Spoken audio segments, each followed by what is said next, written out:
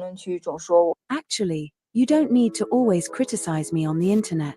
I know that at my age of 42, there really isn't much market for me anymore. If I wanted to get married when I was younger, there might have been a bride price, but now at my age, not to mention the bride price, I might have to be a stepmother when I enter the door. Times have really changed. Maybe I used to fantasize about meeting someone better, but now I find that whoever is introduced to me is either divorced with kids or a bald old man. So, sisters, let me tell you, if you really want to get married, you should do it early. 今年我37岁了，依旧单身。 I'm 37 years old this year, still single, living in a small county like Tangshan. I have an 80 square meter apartment where I live alone. Many people might think I have a great life, but it's not really like that. Whether you're unmarried, married, or preparing for divorce, my words might be helpful to you. Do you think being single without the constraints of marriage is joyful? You're wrong. In your 20s, being single might seem fine, but after 35, I live every day in anxiety, deeply uneasy inside. Do you think having money can solve everything? Actually, it has no direct correlation with your happiness. Many people think that having good conditions will ensure happiness, but that's wrong. Every day, when I go out or come home, I'm alone. When facing problems, I have no one to discuss with or rely on. In these moments, you can only work desperately, keeping yourself busy to fill the inner helplessness and emptiness. Fair use. By the way, this is China. Let's continue on. So we're dealing with a global situation. Waking up alone, shopping alone, eating alone. Coming back home at night, seeing all the lights on but none for you. People often say that marriage is the grave of love, but I want to tell you, not getting married means you're a wandering ghost.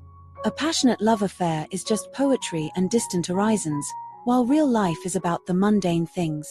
You might envy the freedom of being single, but true happiness is a simple life with family, being healthy and peaceful together.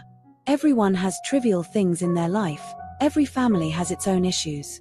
A woman at the age to marry and have children, if she doesn't, won't she feel regret? Can a woman truly be happy just thinking about making money all the time? Actually, there isn't much happiness in it. A woman working desperately often lacks support behind her. Some might say, if life is unbearable, it's better to divorce, but have you considered what happens to the children? Will finding another person truly improve your life? After divorce, can you surely find a better man? Many people realize after remarrying that life isn't better than before. Remarried couples each have their own agendas, making it hard to live together harmoniously, often calculating against each other. Some might say I have no right to speak since I'm not married, but precisely because I'm not married, I have more authority to say this. I've seen too many people at this age who regret not marrying or having children, and too many quarreling remarried families. So, don't listen to those poisonous chicken soup talks, don't keep comparing yourself to others, cherish the person in front of you. Maybe he isn't perfect and has many flaws, but everyone is imperfect. Change your mindset, view the people around you from a different angle, and you might feel differently. What do you think? 家人们，我也没想到今天能到30多还没有结婚。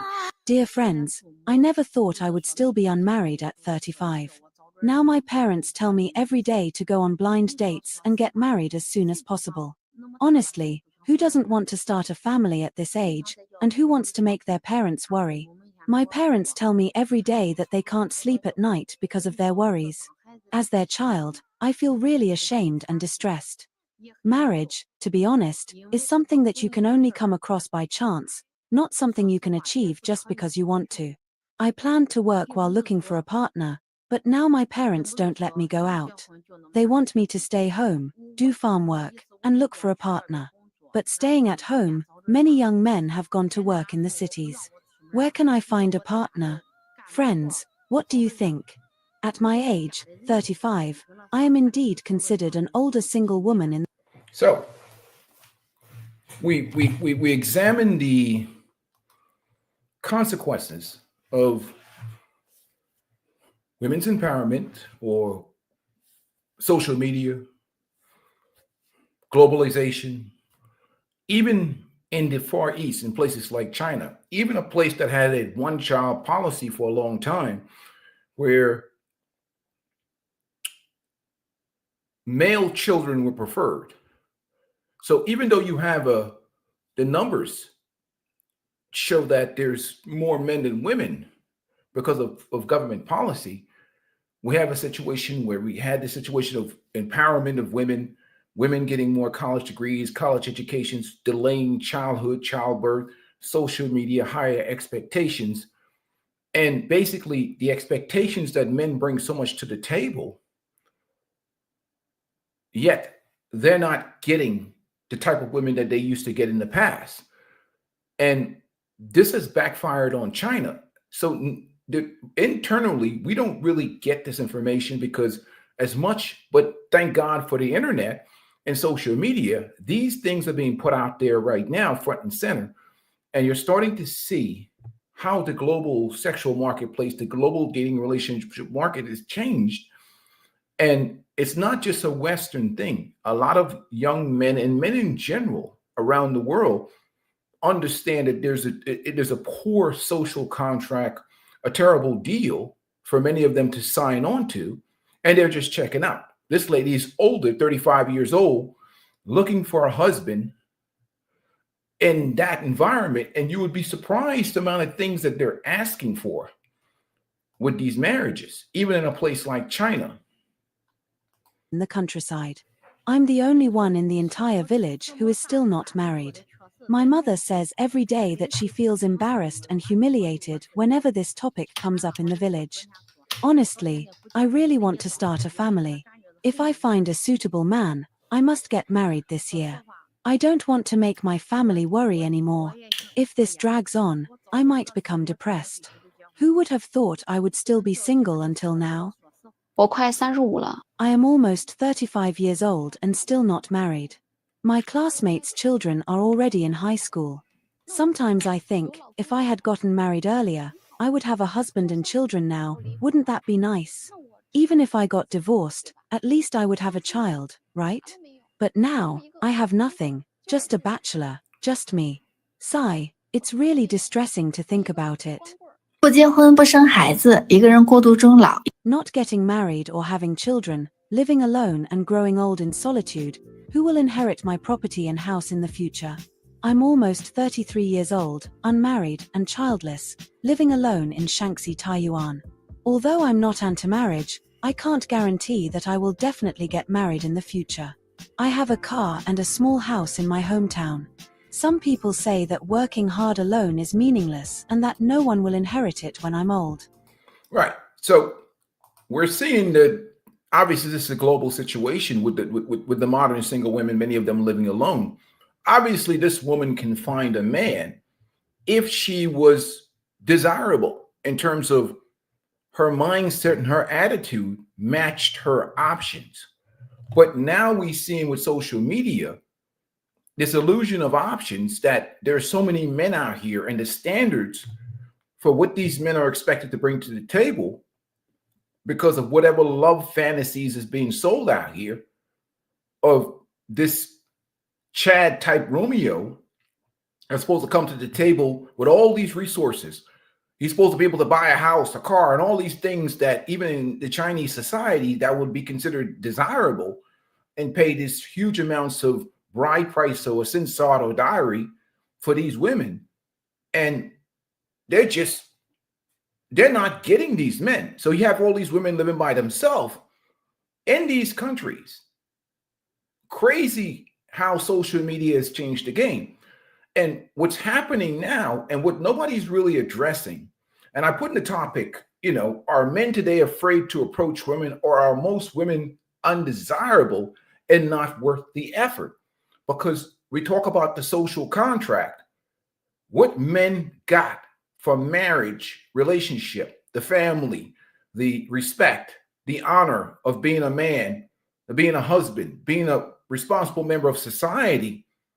Now with the high divorce rate, even in China, we see it in places like Korea, China, and other places around the world, here in America and everywhere else. and the expectations put on men, which are still remain the same that exist hundreds of years ago. Now what happens is these men are realizing, like, holy here, I gotta be all these things that are traditional. It's like traditional expectations, traditional responsibilities without traditional authority. So what's at the end of that rainbow? And we still having these conversations about men approaching women and why men are so whatever. Don't get me wrong, there is an issue with some young men.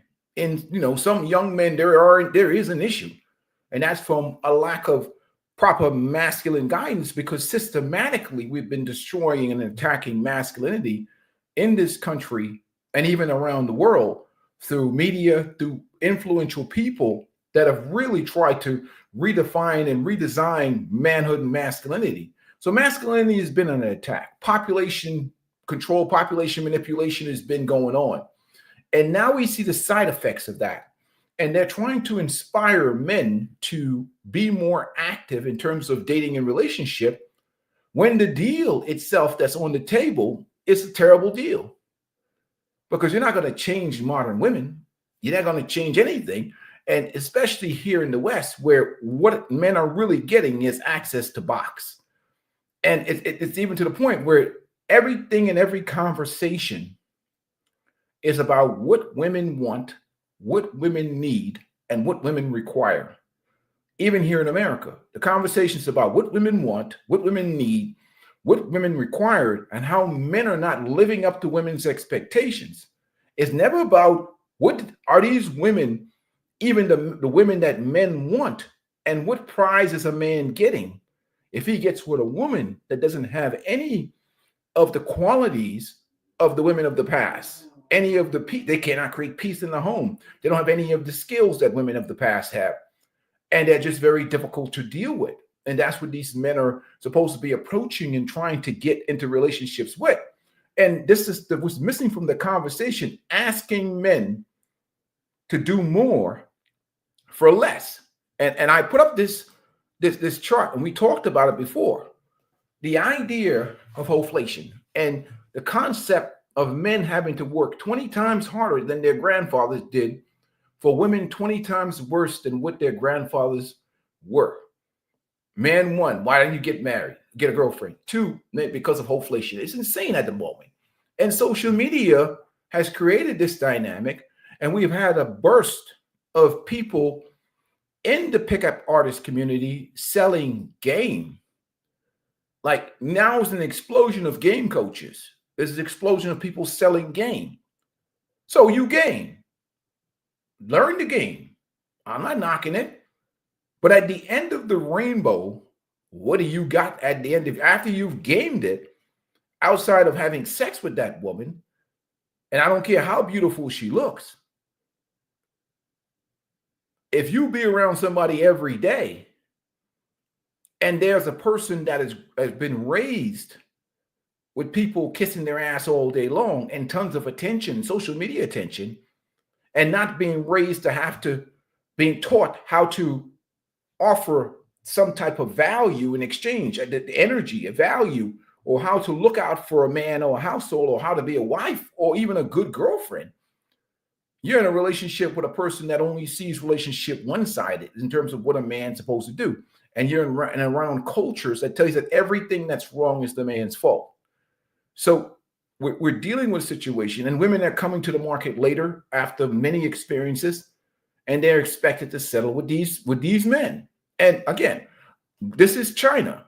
And what people are not realizing is that this is a global issue, a global problem. They keep thinking America, but it's not. America is. However, to be honest, I'm not worried about this at all. When I casually throw away trash, I also buy some groceries. On weekends, I have more free time and make myself some braised noodles, which I haven't made in a long time. I think working hard is to make my life and my family's life better, not relying on others, living the life I want, and being my own support. Whether one is alone or in a relationship, one should live well and treat oneself kindly. Today, I made braised noodles with long beans for the first time. I don't know how it will taste. I'm also preparing to make a cold dish because even when eating alone, one shouldn't compromise. I've been very busy lately and haven't cooked much, but I still think that my own cooking is the most delicious. After eating, I will clean the room. So we're dealing with these types of women in China now.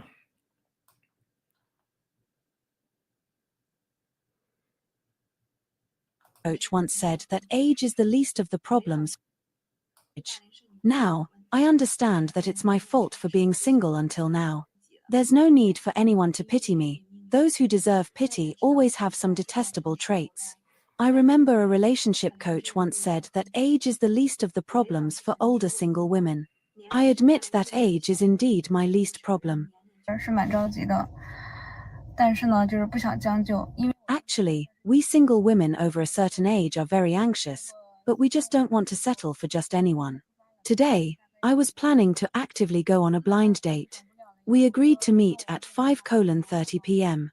At 4:50 p.m., I asked the guy if he had left, and he said he wouldn't be able to leave until around 5:50 p.m. So, I couldn't wait any longer. I said that I would get off work at 5 p.m. and was already done with my work. I suggested that we reschedule. He agreed and said he had something come up today. We single women over a certain age can be very proactive too. I actively arranged the meeting, but he was late. What was planned in advance had to be rescheduled. Sometimes, it's not that we are being aloof. We really aren't. We just want to meet someone, have a conversation, and see if there's a chance to find a partner. At our age, we really don't want to waste any more time. I used to think about focusing on my career first before finding a partner. But at 35, you can't just work and not look for a partner. You have to do both. Now I find that these older single men are really not in a hurry either. I don't know why they aren't anxious. Even those who are 4 years older than me aren't in a hurry. I really don't understand why. 我快35岁了。 Yeah, that's like, you know why. What's going on, my brother? Fair play. Salute to you, Les. Hey, guys, hit the like button on the way in the door, man. If you want to support the channel, please do, man. Salute. But this is a global issue. This is not just an American issue or a Western issue. A lot of situations have been created in this dating and relationship market, and especially even in a place like China where they've sold so much about women's education. A lot of these women have master's degree, they have jobs at certain corporate places and whatever else, and they've really put aside traditional, family roles and whatever else, for later on in life. And they really took a lot of indoctrination from feminists, especially Western feminism. And that's been pushed through with the culture, with commercial industry, with advertisement. I mean, it's really gotten brutal in China. China is, their dating relationship market is terrible. But let's move to the West, because we're going to get to this conversation. And Scott Galloway is one of those people that annoys me. And the reason why he annoys me is because he doesn't really address the elephant in the room. Everything comes back to male mediocrity in his picture. Men need to be doing this more. Men need to be more bold. Men need to be more aggressive. Men are incels. Men are this one, men not getting laid. And it's almost like he's always trying to push this agenda of getting men back out there. And he never really asks the question is, what is it that these men are going to achieve outside of sex? At the end of this rainbow, what are these guys getting? Are they getting good, quality, wholesome women? Or are they getting ball-busting, liberally indoctrinated feminists that they're supposed to be in relationship with? I mean, you're talking about a relationship where everything is being measured. Women that hate manhood and masculinity, that consider men to be part of the evil patriarchy. What exactly are these men getting? And that's the question that's not being asked. So when I look at these types of videos, and you see how on a global scale things are changing, then I come back and I look at certain videos,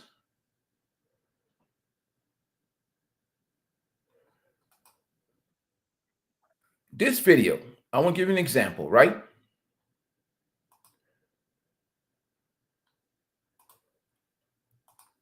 Look at the title of this video. Let's get to the title first. Why men are terrified to ask women out. It makes them lonely, sexless, and dangerous.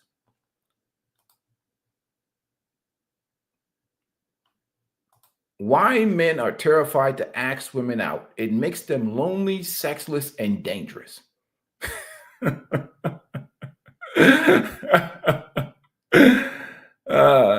There's so much to unpack in this video. It is so much to unpack. It's so much to unpack. But just the topic alone automatically assume that the problem is with these men. And there's nothing wrong with the women.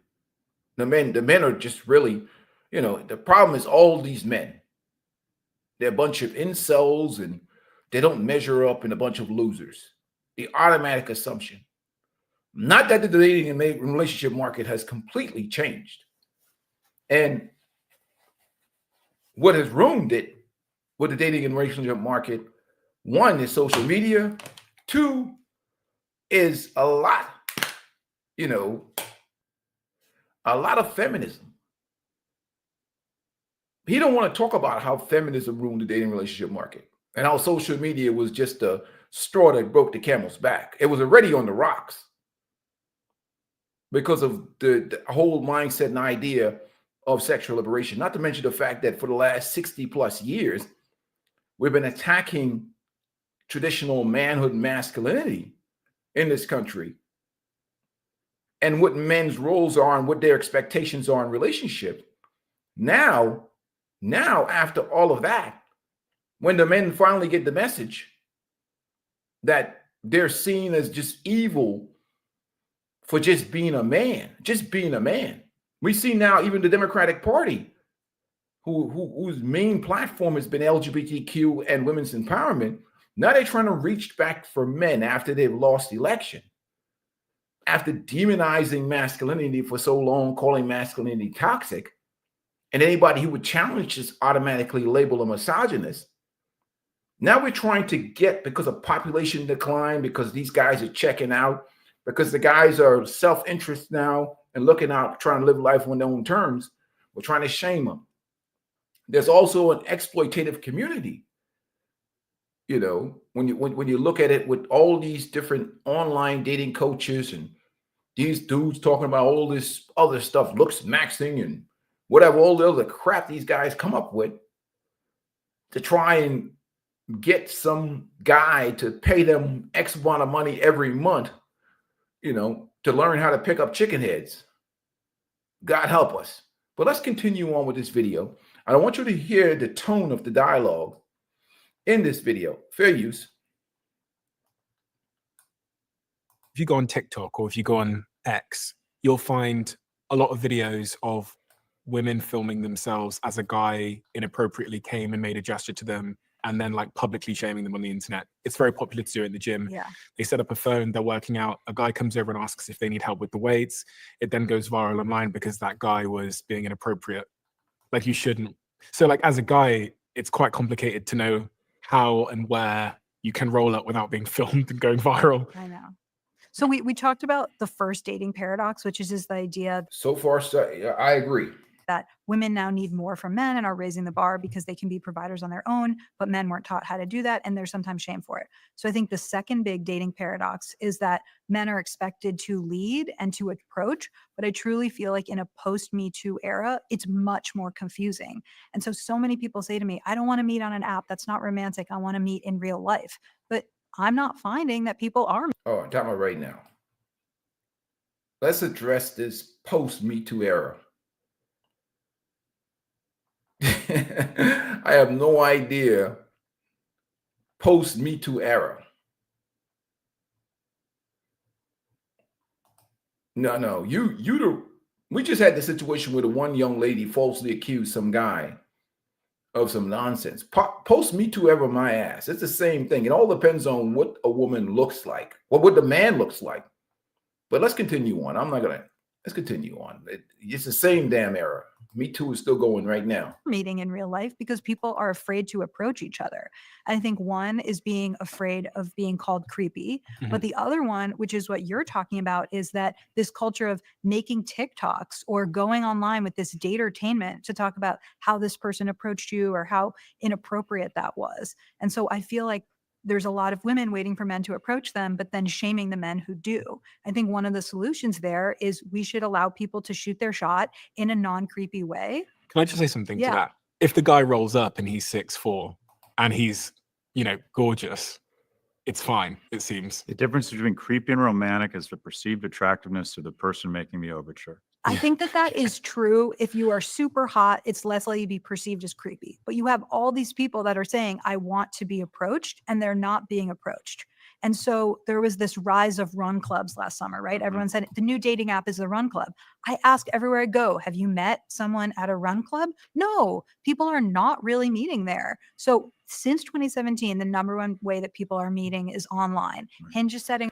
Here's where remember this one right here. Look, let me remove that fair use banner. This is what you're dealing with right now in the dating and relation market, okay?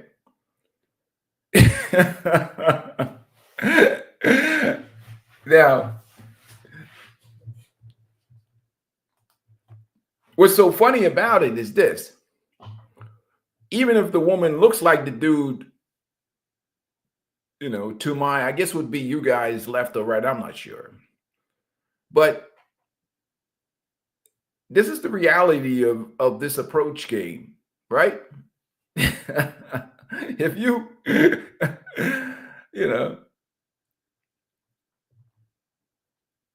we've seen videos, right?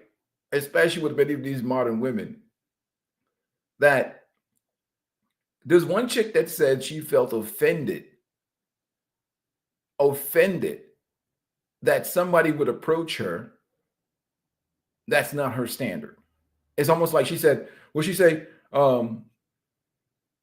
It lowers my self-esteem, or it makes me feel like I'm not beautiful if old, ugly men or certain men, undesirable men in her mind.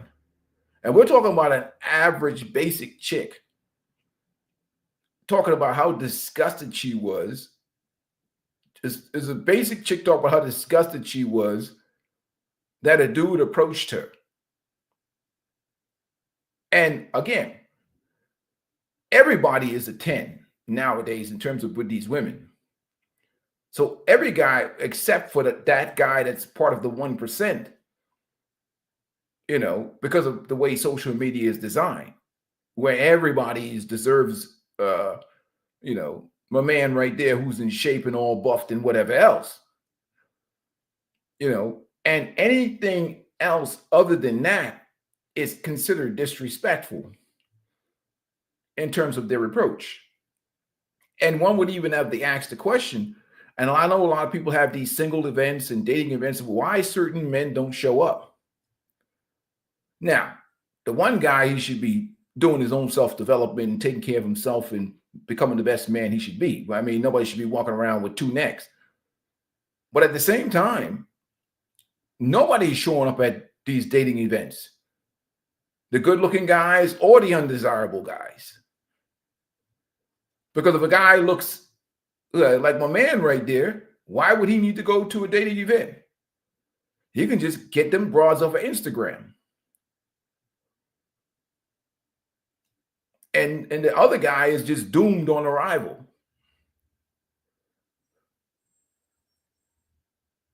So this idea of this Me Too thing is disappeared. No, that dude's getting Me Too. He's going to be nailed for harassment. He's crazy if he going to approach these bras out here. So let's get back to, let me remove that from the screen.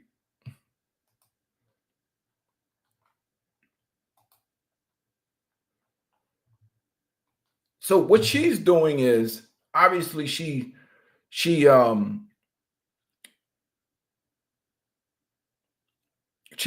part of the dating coach, dating consultancy situation, so she's protecting her business. So let's continue on. Up a date every 2 seconds. This is where the dating is happening. If people want more things to happen offline, they actually have to approach each other. And I'm just not seeing that happen. But my understanding is the majority of women still expect the man to take the initiative. Absolutely. And this is one of the most frightening stats I've seen. According to Pew, more than 50% of men between the ages of 18 and 24 have never asked a woman out in person.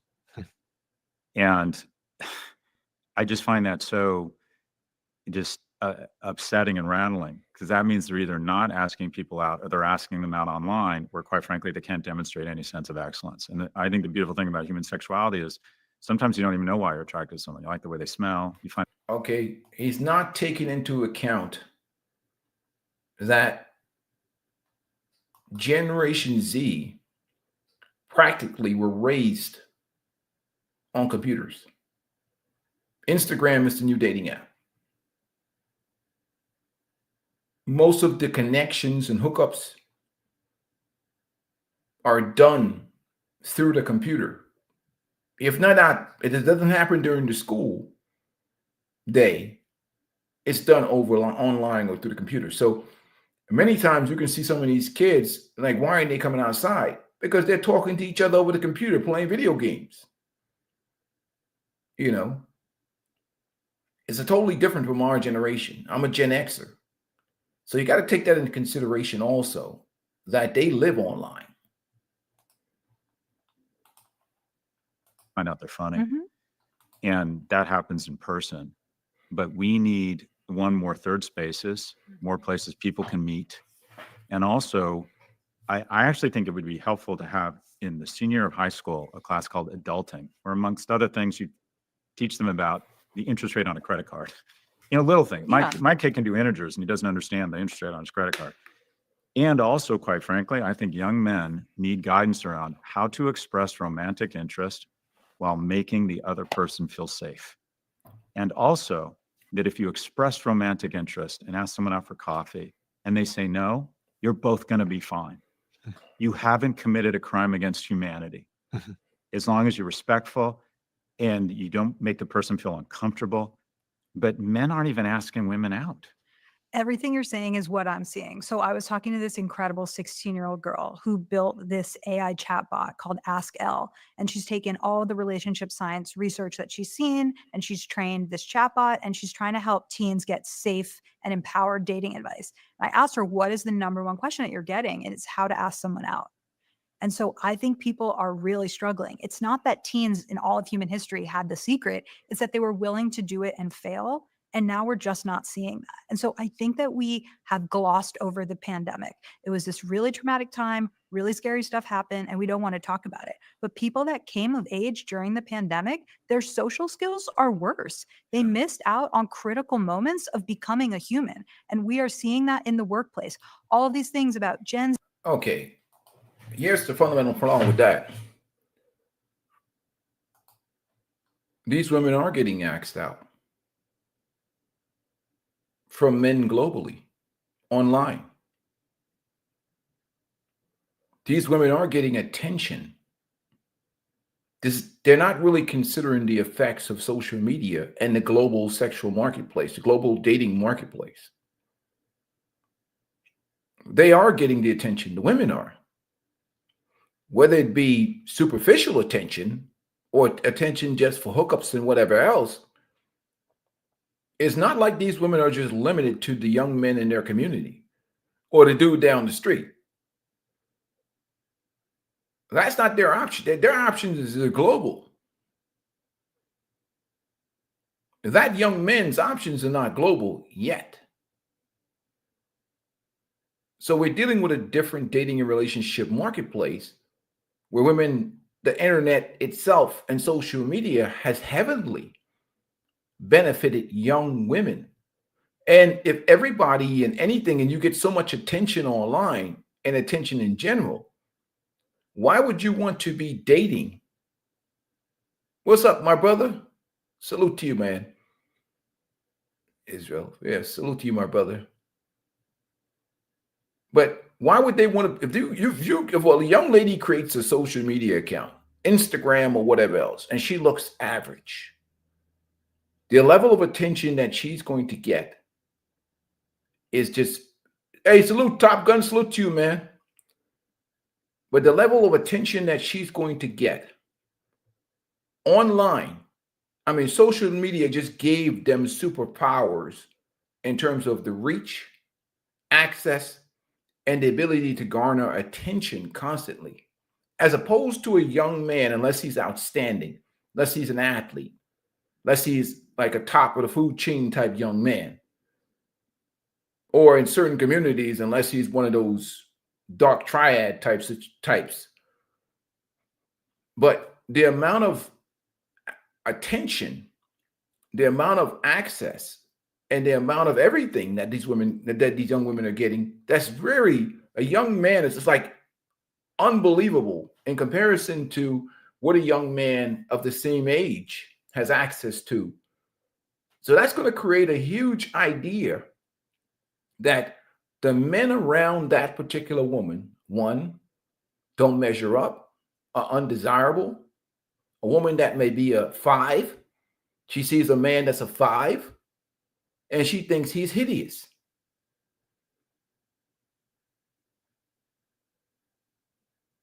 So we've created this illusion of options with social media, and we've created delusion. But he's not talking about that because he has to maintain his female audience, and he has to keep making women know it. Yeah, it is. It is, Top Gun. He said social media is polluting foreign cultures. Yeah, pretty much. It's gotten bad. But, and it's creating a level of delusion that you can't talk to people unless they come crashing down. They have to crash and burn on their own. Like, you can't even talk to them, Top Gun. You can forget telling anybody anything anymore today. Whether it be politics, whether it be, like, I showed that clip of Derek Jackson, right? Derek Jackson has 4.1 million subscribers on Facebook. We remember that debacle that went down with Derek Jackson and all those women back in the day, Top Gun. Right? Hey, what's up, man? Salute, Tim. Hey, peace and blessings to you, man. But remember that what happened with Derek Jackson's back in the day. Derek Jackson today is back doing the same thing he was doing when everything exploded back in the day. And I looked at the comment section on his channel. Not one woman that I see brought up the topic of what he did with his wife. Because what? He's pandering to them. Because he's pandering to these women because that's the way we live in a gynocracy. So despite what Derek Jackson has done in the past, it don't even matter. And anybody that wants to make money right now, all you got to do is just lie to women and you make money right now. Period. The money is in the panda bear stuff. If you want to make money right now, lie, pander to women. Tell them what degenerates men are. Tell them how they deserve better every day. He don't deserve you. If I made content like that, telling women how great they are, imagine how many people would be in my channel right now on this live stream. If I just started lying all day long to women. But see, I got to sleep at night. I ain't Derek Jackson. But the panda bear community is what it is. It ain't going to change because that's all they would accept. I used to call those guys all kinds of names, but now I realize that that's all the women want to hear. So imagine a woman that sits around and gets all this affirmation all day long from social media, from the greatest society. They can't even get the truth in church. You know, they can't get the truth in church. Even the pastor lying to them. The pastor lying to them. A woman can walk up in the church 350 pounds with a bad attitude saying she want to meet a good man. The pastor ain't going to tell her, baby, you need to go lose about 200 pounds and become a better version of yourself and change your attitude to get a good man. No. He's going to sell the Lord God and, you know, he's going to gas up because he's going to keep that money coming in that offering pot because there's no point in challenging her delusion. You challenge her delusion, it ain't going to make no money. Challenging women delusions, it ain't profitable. And Scott Galloway has to straddle the line. What he's doing is trying to shame men to get out here and go and approach these feminists. Approach these feminists and try to get them in a relationship when we know what's happening in relationships right now. Relationships is like a slaughter right now. So it's crazy, you know, but it's crazy, man. Let's continue on. Z, Gen Alpha, that came from something. It came from parenting. It came from digital addiction. It came from the pandemic and online learning. And I think that if you do not have the social skills to approach someone and ask them out, there just will be literally fewer couples.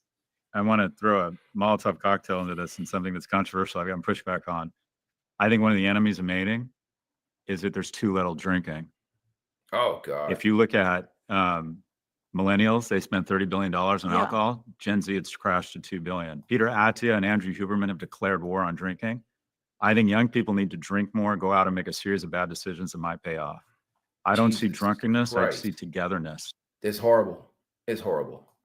And I don't know how it was for you in your relationship, but I think of the majority of great friendships I have and the romantic opportunities I've had, not always, but often alcohol played a role. And I worry that with a lack of going out, being out of the house, and also a lack of drinking, that we've taken away a social lubricant that breaks down some of the walls and some of the initial awkwardness and entry into a potential romantic relationship. I think some of the increase in being sober curious comes from interest in being healthy. So we hear from Gen Z, I don't want to have anxiety the next day. They are much less and it's likely. Expensive. Yeah, they are much less likely to millennials to feel like there's a two-drink minimum for dates. But in general, we're seeing less risk-taking behavior from Gen Z. They are getting their licenses far later, if at all. They are losing their virginity much later, if at all. And so I feel like there's this rise of, or there's this decrease in risk-taking behavior, which in some ways is great. You know, fewer kids dying in car crashes and people being responsible. But I just feel like people are missing out on the experience to make mistakes as a young person. And I think, well, you know, and okay, exactly. But they're desperate now.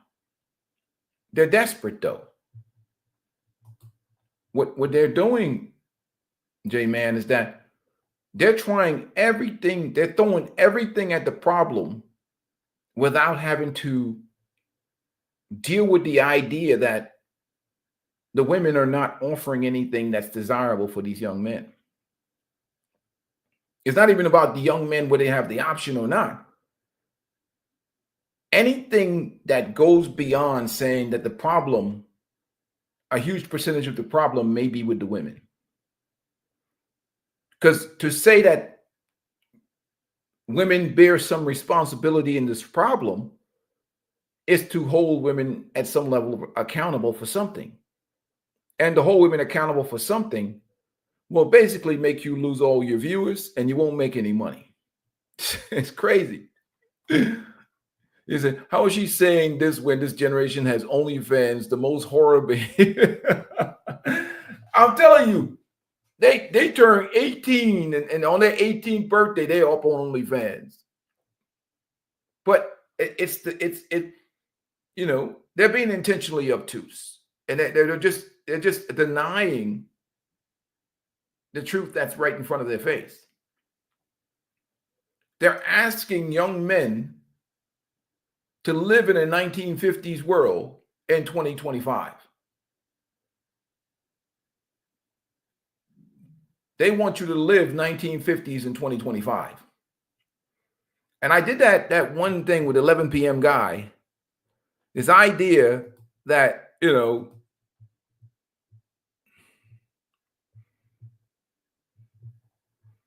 I'll download that slide. That guy ain't paying for no dates.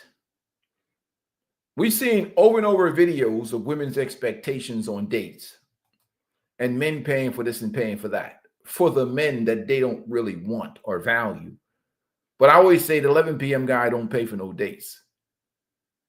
He hooking up with her and he's getting in her pants and he ain't doing none of that stuff. And anybody that's intelligent understand that I got to go through all this and take this woman on this date and whatever else. And most of these women are not single. They ain't single. They either got a whole bunch of beta male orbiters around them, friend zone dudes, and the one dude that they like that smashes her that don't have to live up to any standards. So these young men are not stupid. They know the game. And if you ain't one of those dudes, that don't mean you should stop trying. That means you should focus on your own self-development and self-improvement for you. And the women will come as a side effect. Understand and learn female nature. Study some level of game, but create an environment of leverage. Because if you are out here chasing these women nowadays, that's high on the crack called social media, now you're tripping. But let's continue on. When I think back to my college experience, if there had been cameras that have high quality video on them at all times, I would have lived a very different college experience. I am so grateful that Instagram was not there when I was in college. And so if you live in a surveillance culture where at any moment somebody is snapping the room and they could see what you're doing, you're going to take fewer risks. And I just feel like there's this entire culture of people being very safe. And part of dating, part of mating is making mistakes, taking risks, and failing. So what do we do about it, Logan?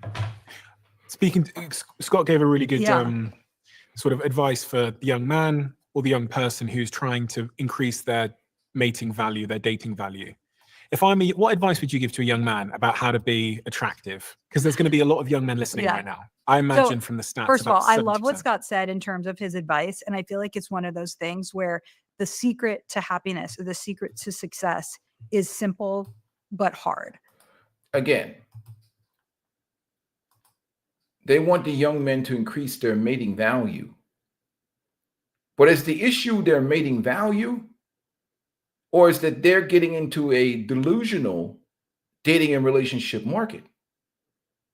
You missed the point. They missed the whole conversation. Again, are you getting into an environment that's overinflated? This is the environment these young men are getting into.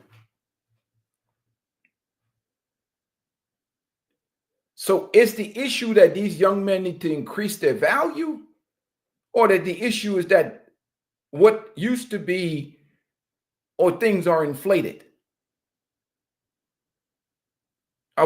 Is it a value issue or an inflation issue? You know, my argument is that the dating market is an inflation issue. It's not a value issue. It's an inflation issue. So we're looking at the dating and relationship market the wrong way. But social media has caused the inflation.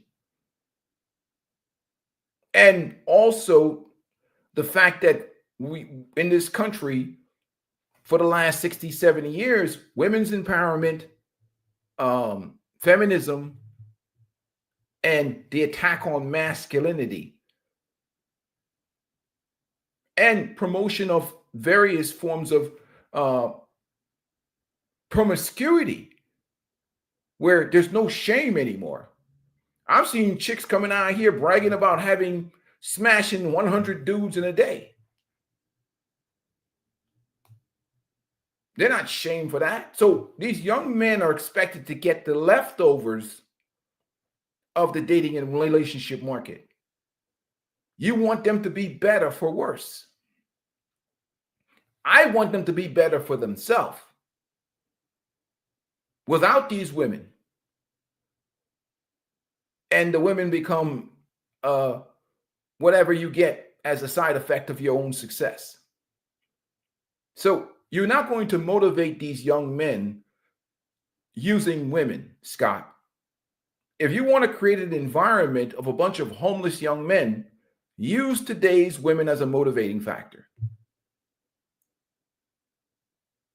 If you want to create a generation of bums, use today's women as a motivating factor.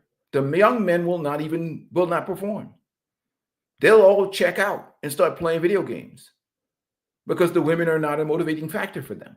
There's not the same value they're going to get from the dating relationship market. And then they've seen the disaster of men of the past and marriage and relationships of the past. These dudes ain't really enjoying their life. I mean, this is what you got. So the fundamental question is, what are men getting out of relationships today? Is the question and the elephant in the room that they're not really addressing. But let's continue on.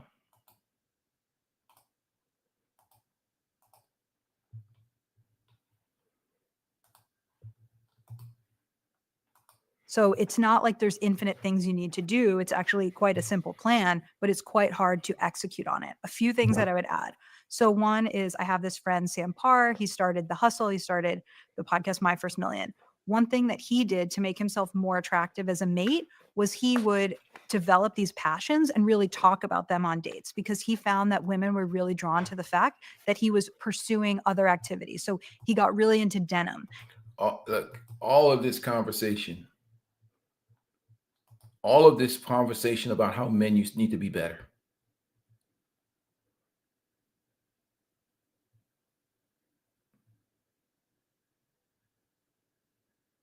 You ain't the type of dude that she like.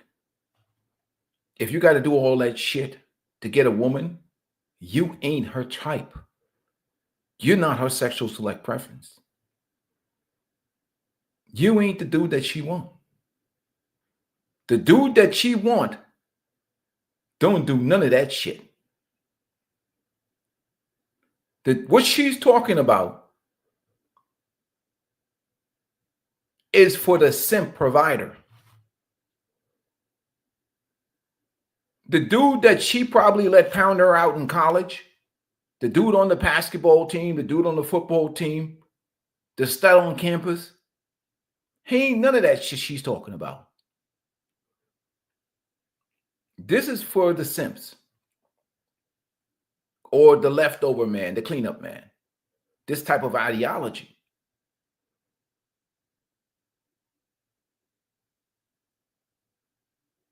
The dude that they like don't even care about their existence. He don't give a damn. This is simp talk. You have to do all this because she don't really like your ass.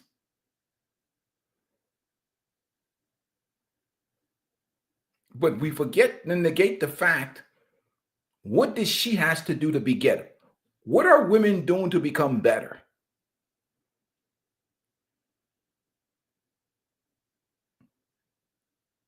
What are they doing to become better? My man, the kosher condition. Salute to you, my brother. You know what I mean? Like, again, my man is the straight masculine male therapist. And even he knows back in the day, many of these women, would be considered chicken heads. But now we've inflated the dating market value of women. And now they expect the guys to do all these things and jump through hoops and social media and in this new emasculated world. Have these dudes. So what I see a lot of these dudes too, riding around in an expensive car.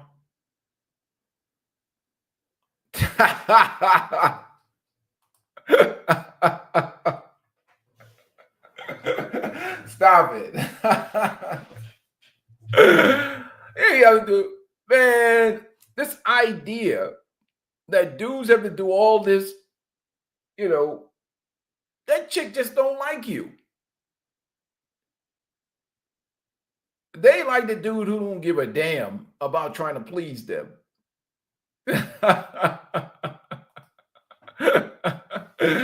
So that's why even when I listen to these game coaches and all these dudes, man, look, go make your money.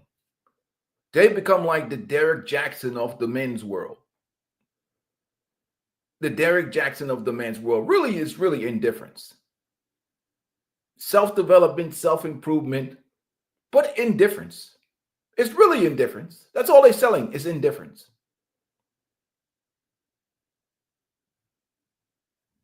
Women like men who other women like. Women like the men who don't give a damn about whether they like them or not. And it's either you have it naturally, you develop it, or whatever else. But women like what they like. Women like what they like. And if a woman really like you, she'll even help you. So this idea that these dudes need to be on this treadmill of trying to make yourself into this superhero or put on this false bravado or persona, that's not them. It's really designed for the men that these women don't desire. Because the men that these women do desire, they find a way to allow them access to their bodies. They don't care. They just let them in. So we're trying to tell these average guys who would normally date average women that they have to be above average to date average women. What has changed about the average woman in the last 60 years? Other than her inflated sense of self-value that's based on feminism and social media, it's still the same average woman. A 5 in 1953 is the same as a 5 in 2025. What has changed with that 5 except delusion? Well, that's true. Hey guys, if you guys want to support the channel, please do. So a 5 in 1953 and a 5 in 2024, what has changed? Except delusion. So you're asking a guy that's a 5 and a woman that to develop the characteristics and the resources of a guy that's a 10 to get a 5. Make that make sense. So a guy that's a 5, you want him to develop the resources and the characteristics of a guy that's a 10 so he can be more attractive to a woman that's a 5. And that woman that's a 5 is coming to the table overweight, feminist, and with high body count.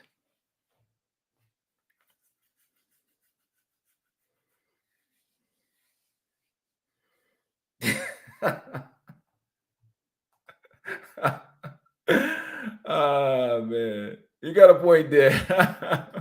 It's just more likely a big. If it's not big back, it's ran through. You know, it was back then. They probably 5s would date 5s because there was no social media. There was no hype. It was just what you were, what you were. You know, but you know, so a woman that's a 5 is asking for a 10.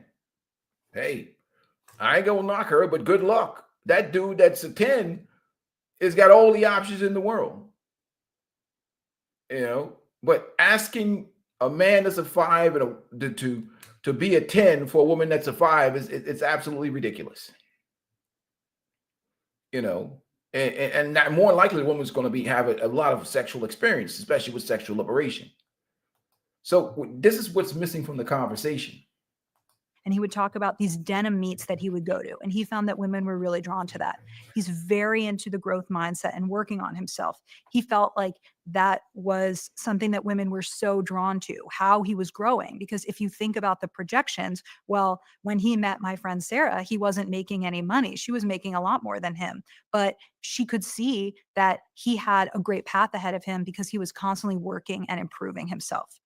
The other thing I would tell men is through my research, I found that men think, I need to be perfect. I need to be 6 feet tall. Look, women are not expecting you to fly them to the moon. They want effort.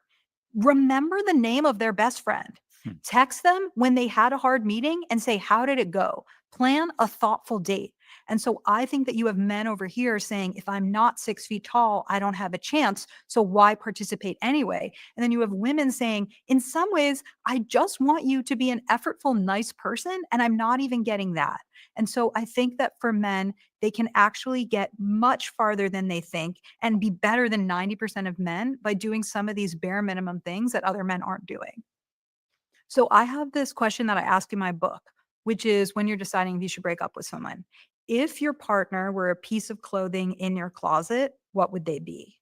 Is it my clothes or her clothes? My Your clothes. clothes. Oh, okay. And it really has to be gut reaction. So Scott, if you thought of one, I want to hear it.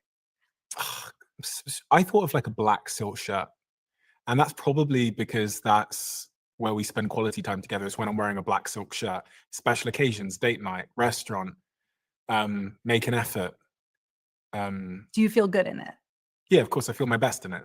Yeah. And do you have one for your wife? Brunello Cucinelli cashmere V-neck sweater makes me look fantastic, makes me better, and is beautiful. Hey, salute to my brother, man, the Coach of Condition, man. Appreciate your support, man. Hey, President Tay and wins on me, Ty Price. Appreciate your support, my brother. Thank you, man. Hey, guys, make sure you guys support the Coach of Clinicians channel, man. Like I said, #1 masculine male therapist on the internet and probably around the nation today. Always go with a masculine male therapist when you want help in solving your problems, man. Salute to you, my brother. Appreciate it. If you guys want to support the channel, please do. Appreciate your support, my brother. But again, we're dealing with the same dialogue, the same stale conversation about how men need to be better. How men need to be better for worse. And we got to, I always add that to the conversation. How men need to be better is what we're talking about. We never talk about what men are getting. We ever talk about what men are being rewarded with. I mean, you could watch any of these shows, the Kendra G show, any of these shows that you watch and see what's going on with the dating and relationship market.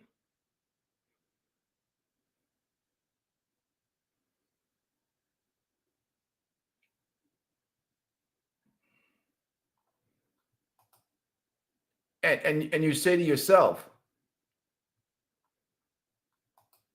what exactly are these young men supposed to be gaming up to approach when the market is designed and is set up a certain type of way? Period. We got that in existence. Regardless of what their economics is. I mean, even Ebony K. Williams said she tried them all. She's tried them all. See, and this is not being talked about. Then you have to add this to the equation. And we talk about that all the time. The 11 p.m. guy does not pay. Does not pay for no dates.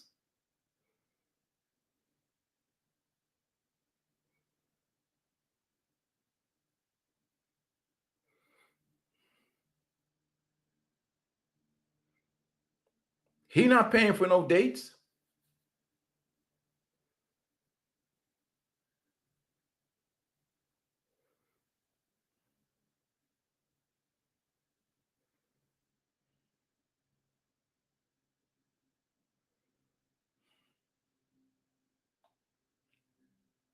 It's minimum effort.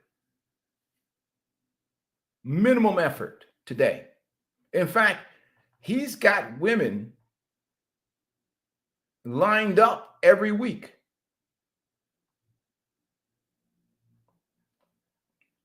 And the same is with this. That dude's not paying for no date. He's not trying to be paying for no damn dates.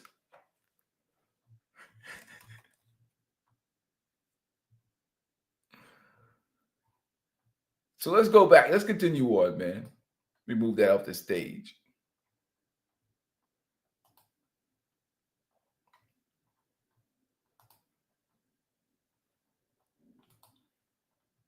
Beautiful. Yes. And mine for my husband would be this awesome orange robe that I have that represents being at home. I love the orange color that's really bright, and it represents our family time. So I've asked this question to. I feel shamed. I feel like mine was so superficial. No, yours was great. Cashmere V-neck. No. I think your answer Family or is about breaking people down into these parts. And I feel like we should spend less time thinking about the checklist for a partner and more time thinking about who am I, and am I somebody who would be chosen? We've talked a lot about how young men are struggling.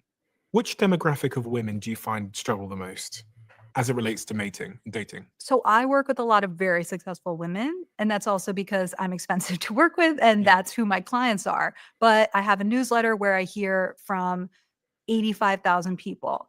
And so what I'm hearing is that a lot of women are saying men are intimidated by the amount of money that I make. They say that they're not going to be, but the more successful I become, the more threatened they are. I'm just talking to tons of women, personal friends. I feel like at my house on one side of me and then two sides over are women who are having babies, they call it like single mother by choice, where they literally were just like, I can't find a man and I want to become a mom, so I'm going to do it by myself. Yeah.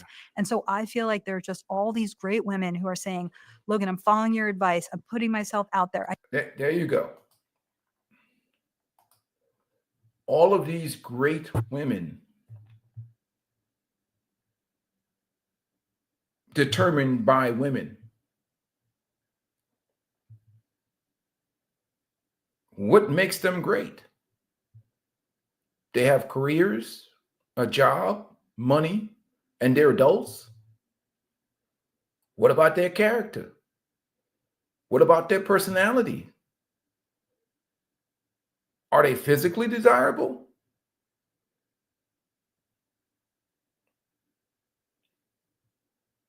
What makes them great women that men would want to be in a relationship with? Are they feminists? Are they ball-busting women? Do they have a bad attitude? Are they ran through?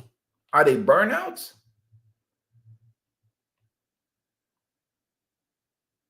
And this is just really modern feminist hypergamy talk.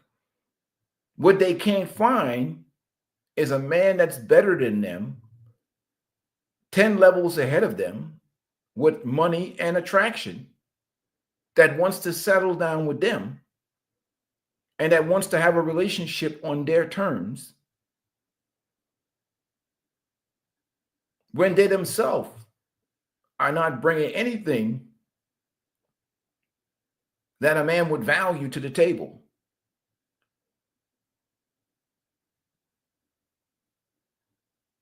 So her idea of what is great women is defined through the lenses of women, or what modern day feminists would consider to be great catches, which most men are disturbed by.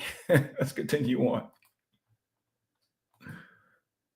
I do all these things, but they're just not finding partners. Do you find that the more successful a woman becomes, the more difficult it becomes for her to find a man that will not feel emasculated by her success? I don't think that there's an exact correlation, because it really depends who the guy is. There are guys out there who are like, let's be a power couple. But I feel like there are women who just feel like there is not enough good guys for them. And I'm curious what you think about this, but I live in the Bay Area. I'm seeing so much polyamory. And I think polyamory is interesting. I'm pro polyamory. I like the fact that people are thinking about relationship structures in a new way. 50% of marriages end in divorce. Obviously, our one size fits all approach to marriage isn't working. But I'm also wondering, Well, let me tell you the story. I went to this dating event, and the dating event had 5 single women who were great, and their friends were hyping them up. And then there was 2 guys, and they were both polyamorous. And so I wonder, if you're a guy who feels like there's not that many good guys, why should I have to choose? I feel like that's a trend that I'm worried about. Portia polygamy. If it's never One, you notice the conversation, right? There's all these outstanding women, and there's always a little small amounts of good guys to choose from. The women are just so outstanding.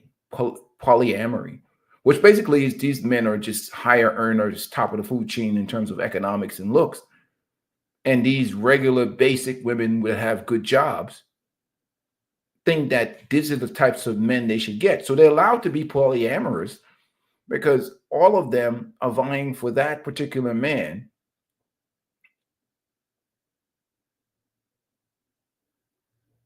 So really, it's not really the women that, the men that are not measuring up, is that the women have this delusional sense of self-worth.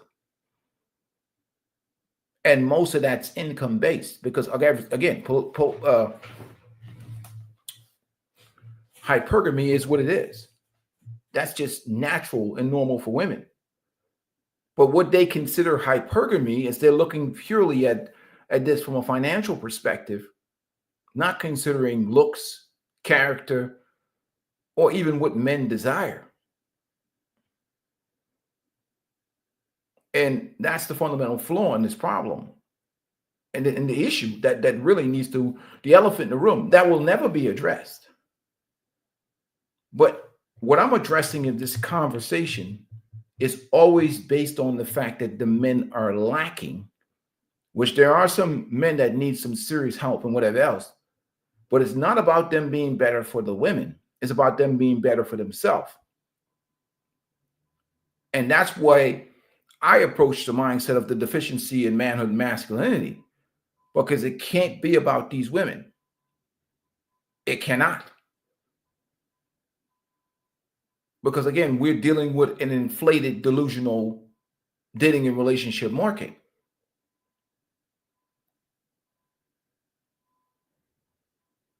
And that's just more of the effect of modernism, modern feminism, women's empowerment, attack on masculinity, and this creation of delusion in the environment that's systematically been created.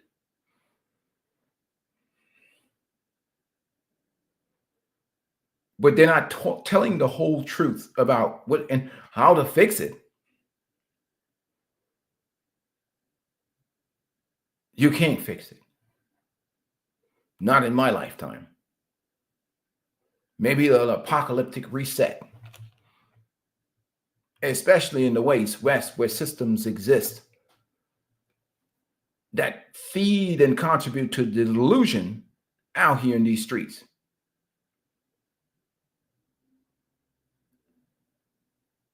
It's not going to fix. It's not going to reset. It's not.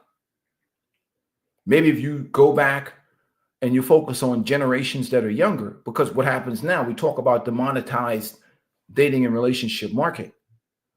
Women of generations before have programmed the younger women that have programmed their daughters, so on and so forth. You can't really fix this. You can't. It has to fix itself. And like I put on my channel, there are no solutions, they're just trade-offs.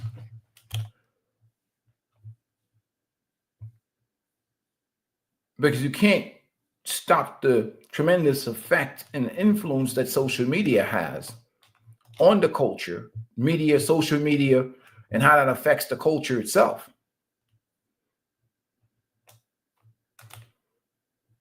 Yeah. But that'll never happen. You know what I mean? Like, because again, we talked about the Panda Bear community, right? A guy like Derek Jackson is more popular than ever before.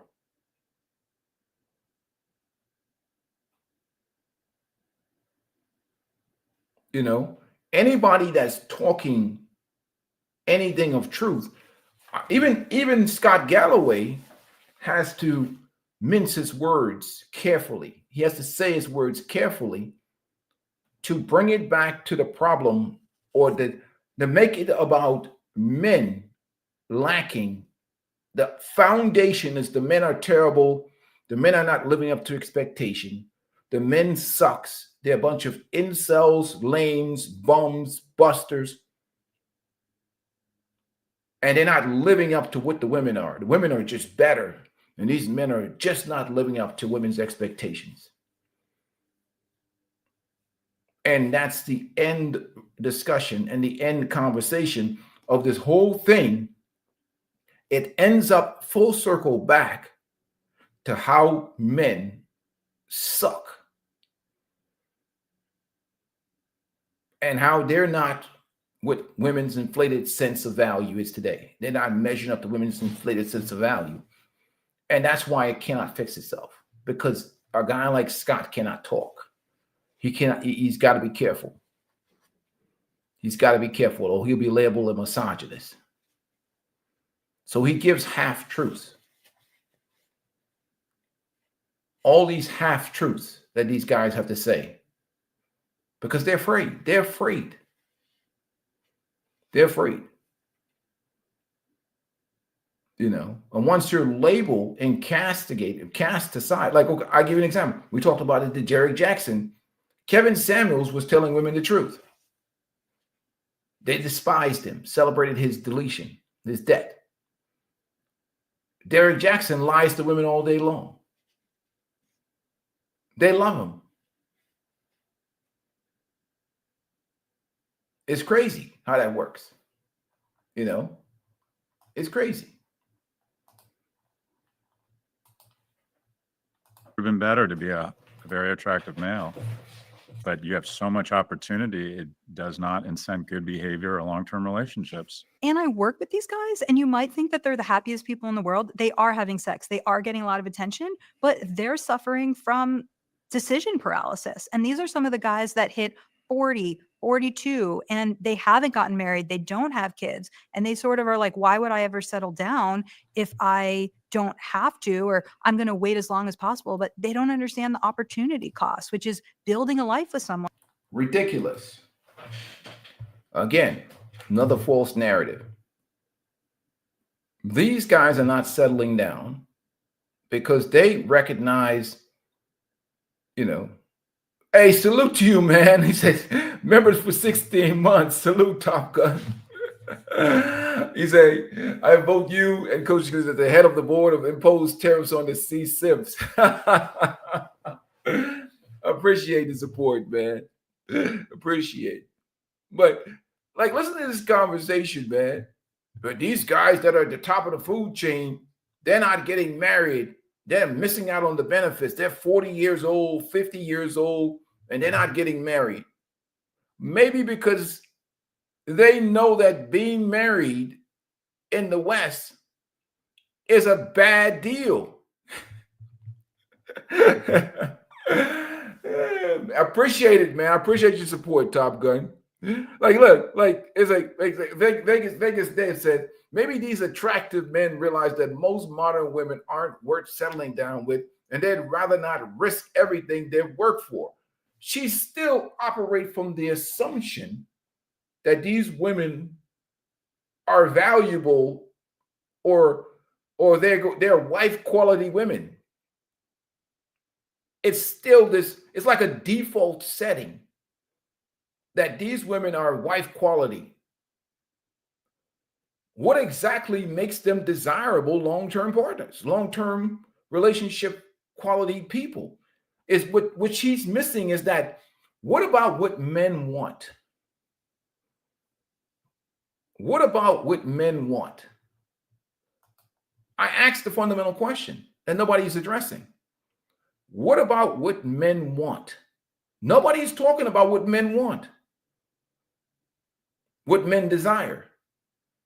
Because it's automatically assumed that the women are perfect and the guys are a bunch of underachieving losers and bums who are incels and can't get no women. You know, and you're right. You say it's their arrogance and superiority complex. We're fantastic, so it must be wrong with the men. It cannot be us. And you know, it's so crazy. We have some of these dudes in these red pill spaces and manosphere spaces. I understand game and whatever else, but they all day long. Buy my course, you bunch of lame losers. I'll teach you how to be a better man for today's women. Buy my course. You notice on this channel, I ain't got no goddamn course to sell you. For what?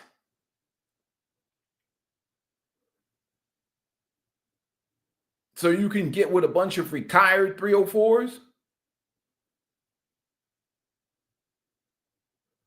So you can get a bunch of ran through women? So you can get into the marriage and divorce system without any changes in the laws? There hasn't been any changes. The divorce rate with the great divorces is people bailing out these marriages 20 years, 10 years. Dudes are serving times in these marriages. The dudes are serving hard time in these marriages. Ain't no smart dude trying to get married these days, unless he's married into some serious wealth or some shit like that. That marriage advantages him. That's why I did that stream the other day. What exactly is these dudes getting?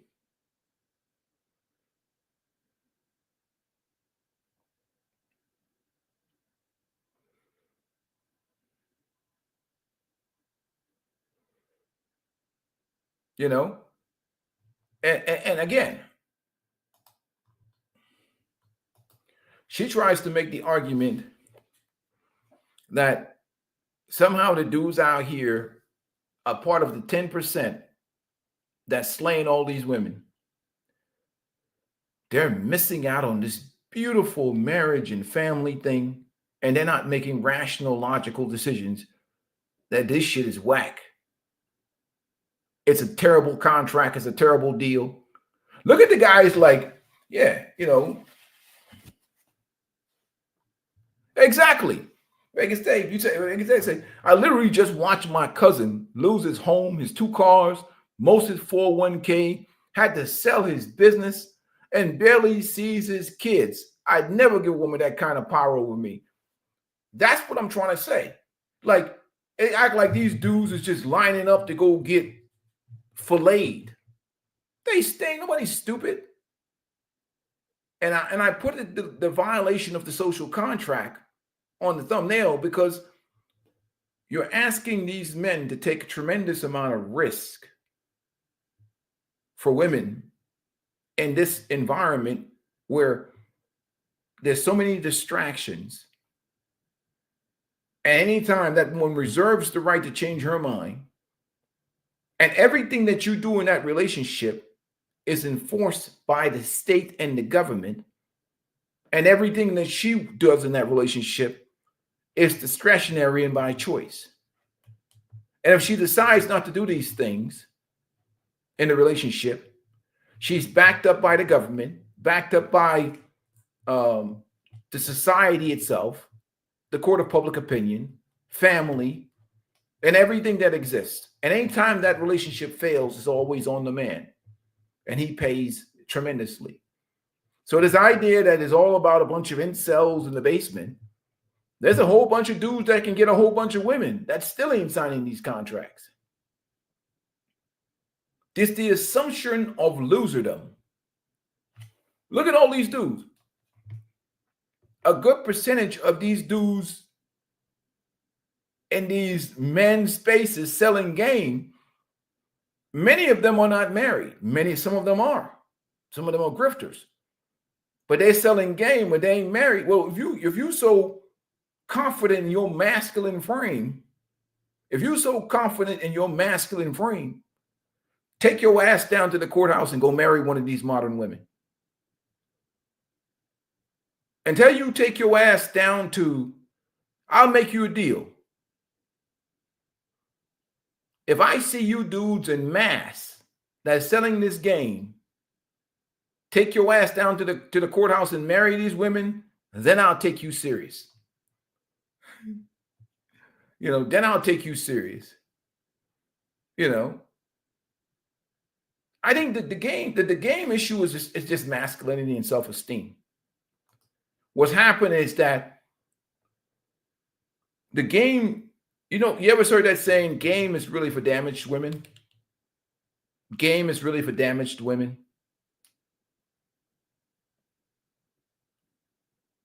At the end of the day, I focus on the virus, which is self-esteem. Confidence, self-esteem, proper socialization. They would frame that as game nowadays.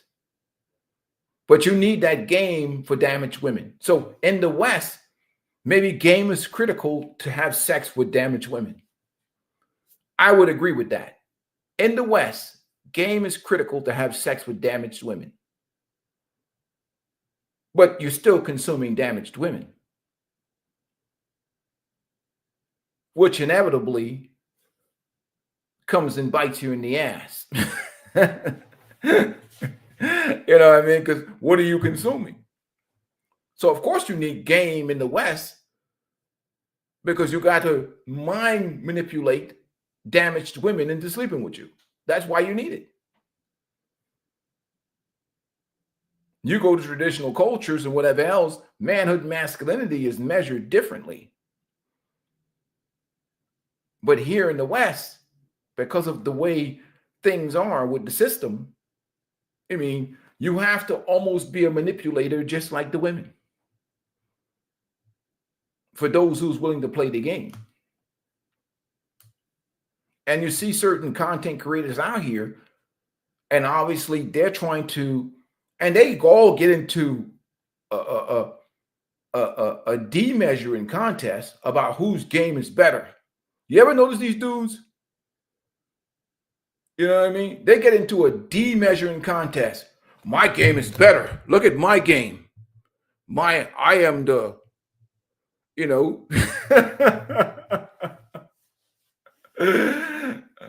I am the guru of game. You know what I mean? It's like freaking damage. We're dealing with 304s. You know what I mean? Like, of course you need to game them. You can't, the game is really for chicken heads. Let's be honest. Game is for chicken heads. Because all you gotta do is tell them lies anyhow. The game, when you game in women, in traditional cultures, women are still protected by their fathers and family members or whatever. You go try to game that chick down there at the village, you may get your ass beat up because the men in that environment will kick your ass. Try to game my sister, get out of here. So we're dealing with damaged women. So in the West, game is essential tool of manipulation. Because all you're doing is selling lies. Like Derek Jackson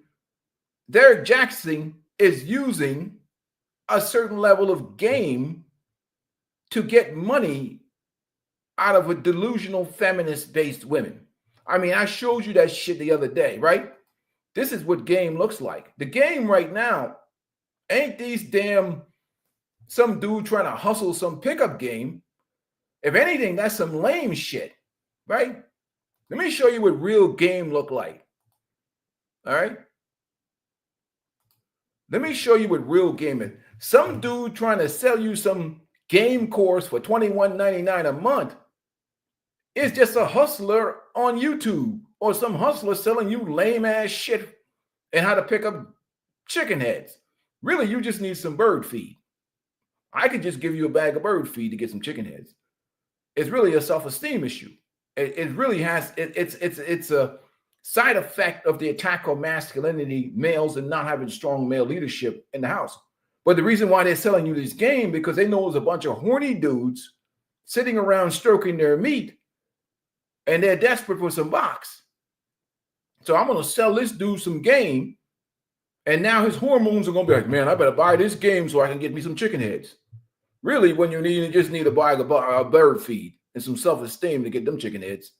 I can get that game thing done in about 15 minutes. But then you ever notice they all compete with each other? And they may even make videos shaming each other. Your game is not as good as my game. My game is better. Your game, look at this dude. And they all wearing these tight shirts, metrosexual looking dudes selling game on the internet. That should be lame as hell. Buy my course for $19.99. Join the Patreon. I'll teach you how to pick up a bunch of chicken heads. I can do that shit for you for free. Save you that energy and shit. You know, I can do that shit for free. You're wasting your time, man. Wait, oh yeah, I forgot it. Let me show you what real game looks like, right? This is what real game look like. Look at that. That's real game. That's real game. This is what game look like right here. Pimping the hell out of these women. Look at this shit. Look at this. This is what game look like. Oh, and watch him make it about you. Watch you leave that conversation explaining yourself, apologizing for something you did wrong. Look what this dude's doing, right? This is what real game is. He's not trying to sell some dudes a bunch of course for $19.99. He's pimping these women.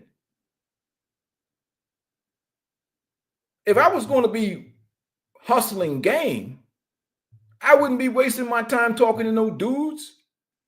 I'd get me a channel like this dude, lying to women all day long. That's where the money's at.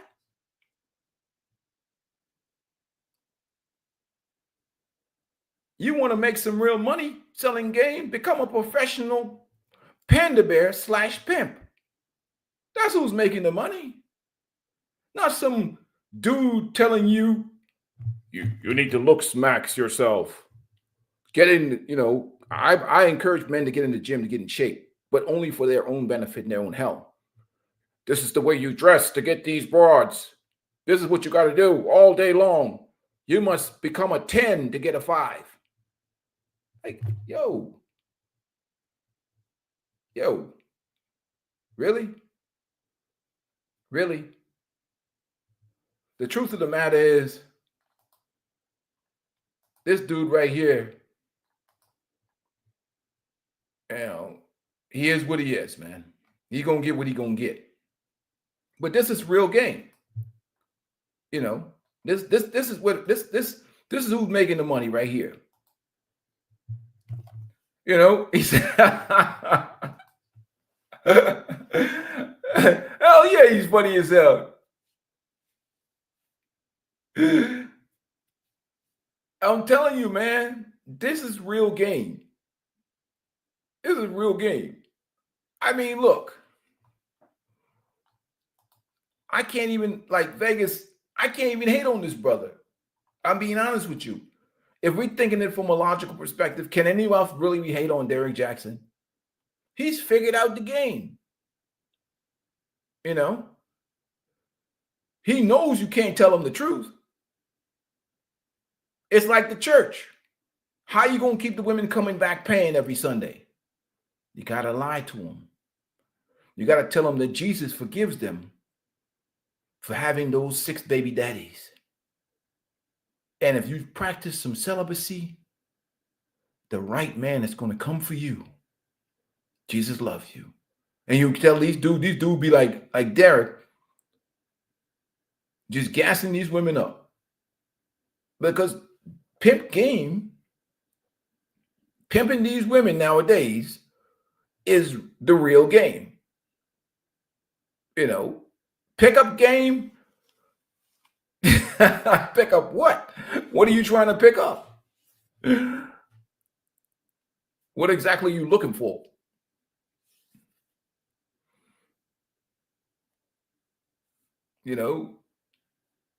Yeah, exactly. You gotta like respect this dude. I've grown to respect Derek Jackson. I've grown to respect Derek Jackson. I mean, tell him that. I mean, lie to him. You're not gonna, just go ahead and lie to him. Don't even tell him the truth. Lie to him, dude. Lie. Or feeling like you made no progress. You're just exhausted from even talking about it. But that's what happens when you confront a manipulator about something that he did wrong. Mm-hmm.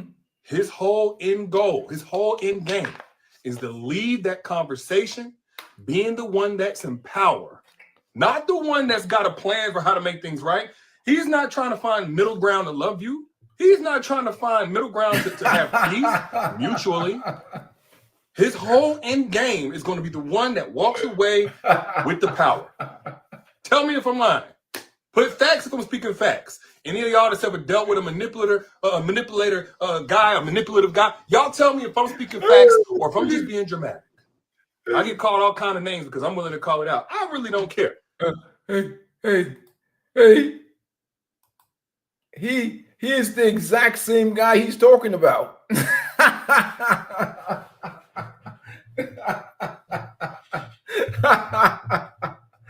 Oh man, these broads is dumb. He is the guy he's talking about.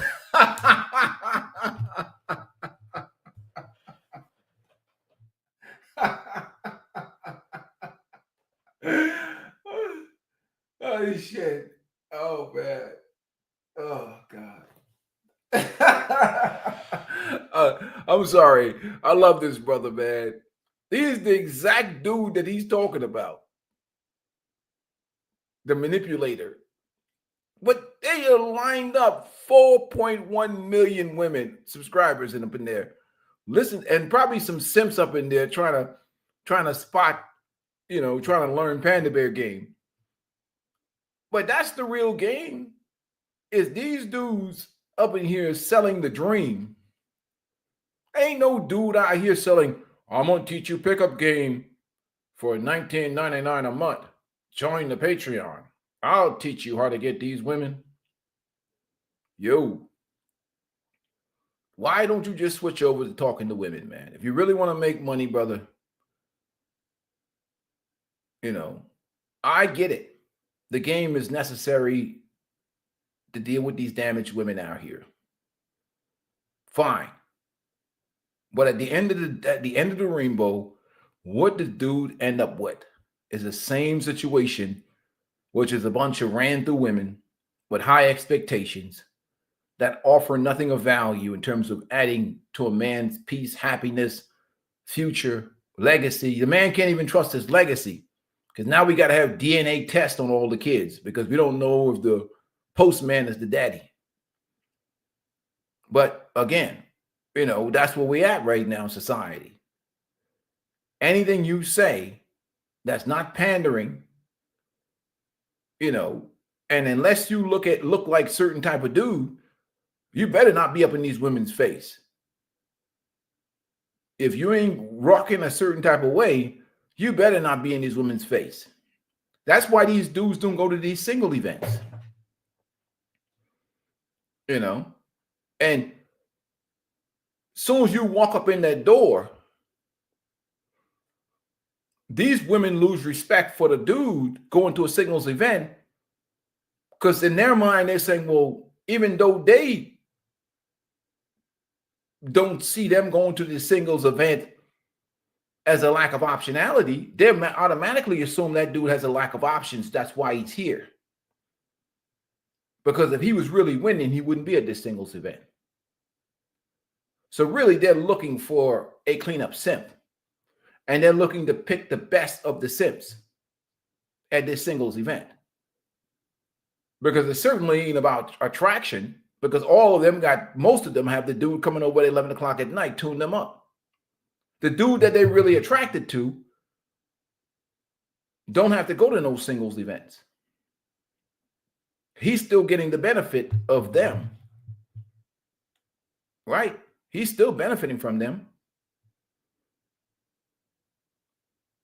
So when the women say they're single And I think Kendra G, as much as we have our complaints about Kendra G, she asked that relevant question to a lot of the ladies, which is, when was the last time you were sexually active? Not whether you're single or in a relationship.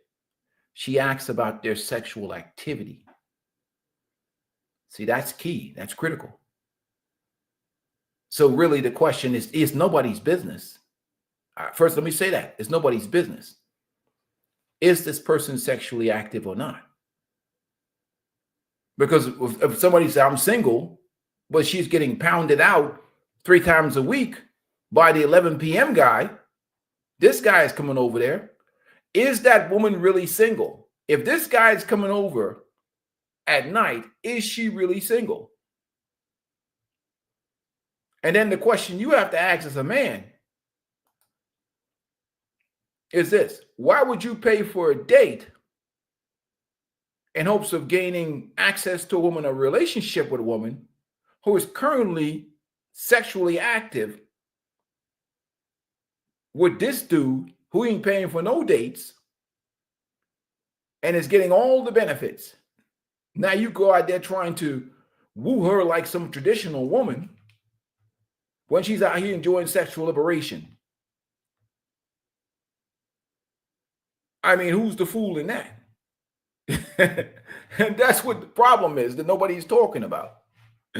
So again, we're going back to this market itself. Is like, what is it that these guys, what is it that at the end of this rainbow? So that's where we at right now. But I find it interesting that we're having this conversation about, the same regurgitated information and talking points, not understanding that the dating and relationship market has changed. Men have to adapt.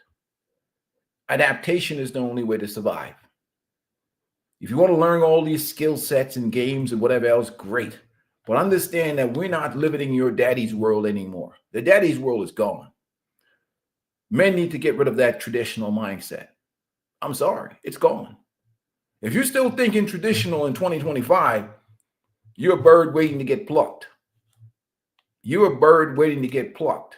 If you're still thinking traditional in 2025, traditional expectations from men for non-traditional women. The only thing that's going to be traditional in that relationship is your wallet. And that's all they really want. And that's the fundamental thing that's not being discussed or not even being talked about, is that we're asking these men to be traditional providers for 304s. Exactly. That's the violation of the social contract. That's the fundamental issue. What are these men getting? Hey, salute to you, man. Red Falls Black. Appreciate your support, man. He said, if you are not married, you are single. Kevin Samuels. RIP to the brother, man. Appreciate your support. And all the people that have supported the channel, please do. We want to keep independent men's content going. Keep independent men's content going. You can support me or this channel. Either you can support me through the Cash App, $ Peaceful Life 23. Want to keep the content going. Appreciate your support. If you're not married, you are single. And like I said, that one question that Kendra G asked, when's the last time you were sexually active? Powerful question. Powerful question. Because that gives an idea of what this dating market is like. These women are active. Unless they got into the fake celibacy thing where they're trying to leverage that used box to get a husband. Look, I respect them. I respect them not being ran through anymore and finding religion and whatever else. But they're really doing it in an attempt to leverage some simp into a long-term relationship. It's never pure. But what is that man getting? What is that man getting? He's not getting anything special. He's not getting anything special. What are these dudes getting? That's the fundamental question that we have. Sexual liberation changed the whole thing, the whole game. It changed the game. You know, it changed the whole game. So what are these guys supposed to be marrying now? And getting into relationships with? So now we get to the point where we have the guys that are just checking out. All of them are not incels and whatever else. Maybe men are making smart, rational decisions. Maybe men are making logical decisions. Maybe men are making analytical decisions. And making the decisions and deciding that the juice ain't worth the squeeze. Maybe it's not about them being losers, even though there are some losers. There's plenty of them. But maybe the overwhelming majority of men are looking at it globally from the perspective of what's in it for them. What about the social contract? It's gone. Modern women, traditional expectation, it's gone. You know, and there's no benefit to guys getting into that situation. You know.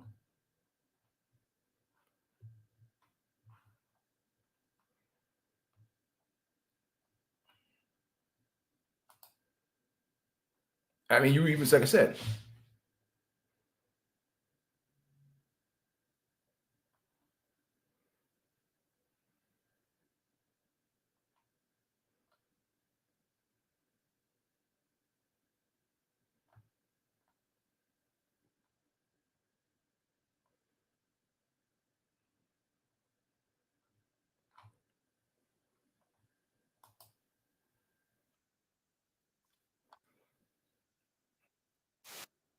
so you even look at like overseas, like I said, it's not just a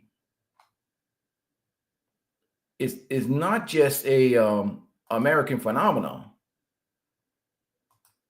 It's going on overseas too, in other countries. Who bit the bullet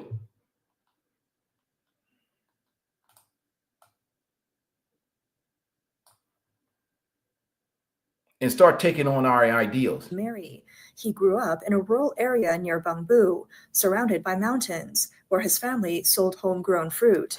He met his wife at a factory, and they had 2 children after marriage. One day, he discovered his wife had developed an emotional connection with someone else.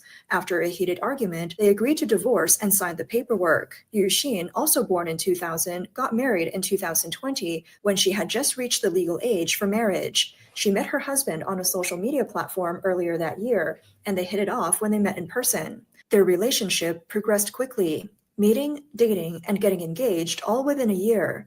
However, their marriage lasted less than 2 years. At 22, Yuxin discovered her husband had been unfaithful. After much internal struggle, she decided to divorce him.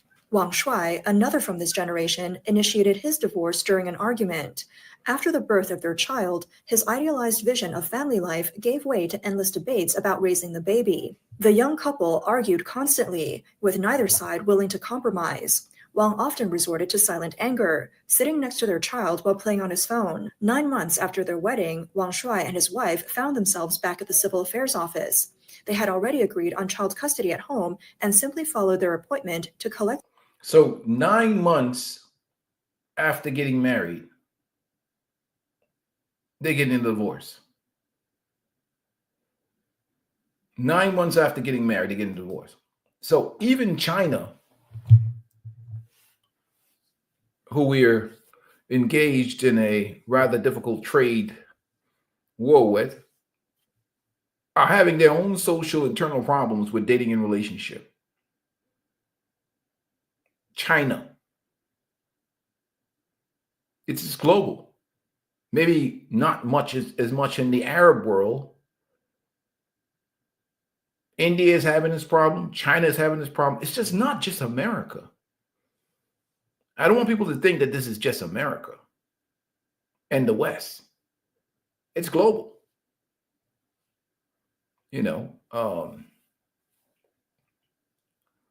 The delusion is like a virus. And social media, this right here, this has changed the world